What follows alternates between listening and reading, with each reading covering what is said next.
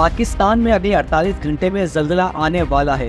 ये मैं नहीं कह रहा, बल्कि ये डच साइंसदान फ्रैंक कह रहे हैं, जो दुनिया के मशहूर और जाने माने साइंसदान हैं। टर्की में जो ज़ल्ज़ला आया था उसकी पेशन गोई भी पहले से ही फ्रैंक ने कर दी थी और ये पेशन गोई तकरीबन सच ही साबित हुई थी। मगर यहाँ ये सवाल पैदा होता है, क्या कोई शख्स इतने इंतहाई वसूख के साथ ज़ल्ज़ले की पेशगोई कर सकता है? अमरीकी तहकीकाती इदारे के मुताबिक ज़ल्ज़ले के लिए जो पेशन गोई की जाती है उसके लिए 3 चीज़ें सबसे अहम हैं। सबसे पहले मकाम, वक्त और ज़ल्ज़ले की शिद्दत। अगर इन तीनों चीज़ों में से कोई भी शख्स या कोई भी साइंसदान एक चीज़ भी मिस कर देता है वो पेशन गोई को गलत माना जाता है। और पाकिस्तान में ज़ल्ज़ले के हवाले से डच साइंसदान फ्रैंक ने सिर्फ इन 3 चीज़ों में से एक ही को फॉलो किया है और वो है मकाम यानी पाकिस्तान।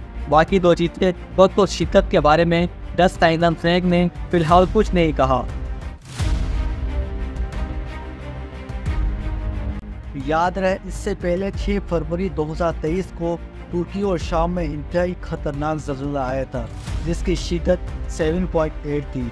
इस ज़ल्ज़ले से 50,000 से ज़्यादा लोग मारे गए और 6,000 से ज़्यादा इमारतों को शदीद नुकसान पहुंचा और तमाम की तमाम इमारतें तबाह हो गई। ये ज़ल्ज़ला तुर्की की तारीख में 1939 के बाद एक बदतरीन ज़ल्ज़ला था। तुर्की का इंफ्रास्ट्रक्चर मुकम्मल तौर पर तबाह हो गया। मगर इस ज़ल्ज़ले से महज 3 दिन पहले डच साइंसदान फ्रैंक होगरेट्स ने पेशन गोई की थी कि ये ज़ल्ज़ला आने वाला है और इस पेशन गोई में इस ज़ल्ज़ले की शिद्दत भी बताई गई थी। तुर्की में 1939 के बाद इतना खतरनाक ज़ल्ज़ला कभी नहीं आया। Right now in Turkey and Syria, after what's being called one of the most powerful earthquakes to hit the region.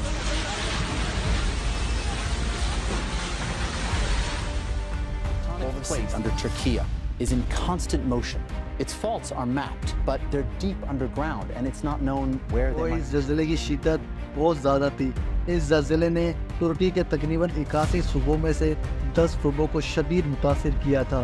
Dutch साइंसदान Frank होगरेट्स एक बार फिर पाकिस्तान में ज़ल्ज़ले की पेशन गोई कर रहे हैं। अब देखना ये है कि डच साइंसदान फ्रैंक होगरेट्स की पाकिस्तान के हवाले से पेशन गोई तुर्की की तरह सही साबित होती है या इस बार उनकी पेशन गोई गलत साबित होगी।